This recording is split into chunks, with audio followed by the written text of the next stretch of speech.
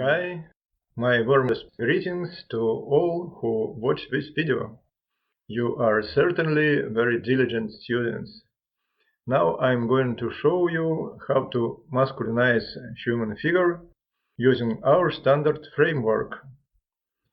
Male and female proportions are not similar, but in general there is just one big difference, and the rest are smaller details. This big difference is the shoulder-to-hip ratio. In women's body, the hip line is the broadest part and waist appears narrower by contrast, while in men's body the broadest part is the shoulder line and the waist is about similar to the hips. You could note that women's waistline level is higher than men's. This makes the male torso look longer. The female silhouette is more like hourglass and the male like tumbler or American pint glass. Let's try to draw front view of male figure with all big and smaller differences. We make the same framework as we did drawing female figure. We draw hip circle, brain case of a skull as we did before.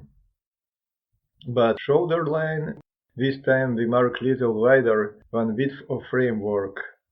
Then from sides of shoulder line we draw reversed arc of the chest cage to the bottom side of the upper third.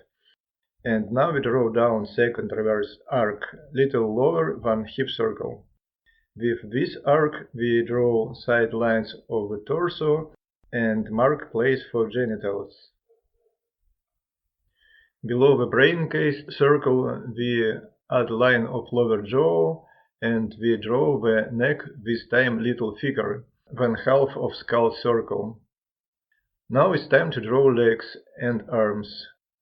Lines of men's legs are more angular and harsher because men's legs are more muscular, so are arms. Men's arms are thicker than women's.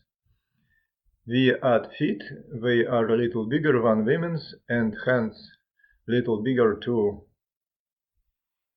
Let's add some details. Breast muscles in the middle of the chest cage, eyes in the middle of head, mouth. We mark elbow and knees, collarbones with jugular notch in between, and finally we add hair of any style we like. Our sketch is ready. In next video we'll continue with side view. See you soon. Bye bye.